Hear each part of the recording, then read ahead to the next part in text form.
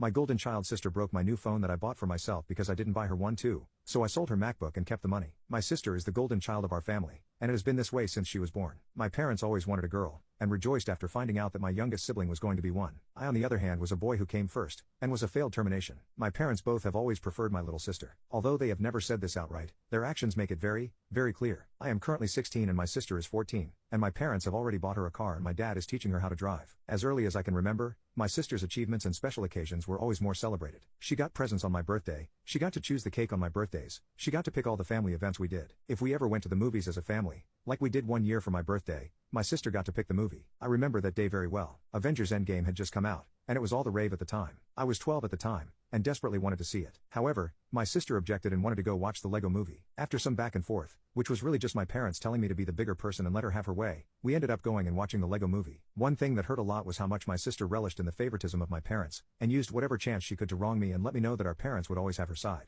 Things like her snitching on me for things I didn't do only for me to get in trouble were common. I gave up hope that they would change 2 years ago, when my parents went to a museum with my sister instead of attending my middle school graduation. That night really did break my heart, but I suppose in a sense it was necessary too. It was the day I stopped expecting anything from my parents and started working for everything myself. Stuff like this has been happening all my life, and it is a big reason as to why I'm not close with my family at all. Nowadays, I would describe my sister and my parents as my roommates. A main issue that I currently have is my sister's behavior. The years of getting spoiled and treated like a princess by my parents have led to her becoming unbelievably entitled. She expects her birthdays to be very lavish. She expects to always have the newest technologies and clothing. She owns a Gucci bags. Well, the one thing which she doesn't have is the newest iPhone. That is something I have, or rather had I should say. You see, I've been working a part-time job for the last year and a half and have been saving as much as I can. Up until 2 weeks ago, I still had an iPhone 6, which was my first ever phone my parents bought me at 14. I had saved up way more than enough money to buy the latest iPhone, and that's exactly what I did. I remember coming home from the shop, new phone box in hand, very excited for my new purchase. I managed to use it for about a day uninterrupted,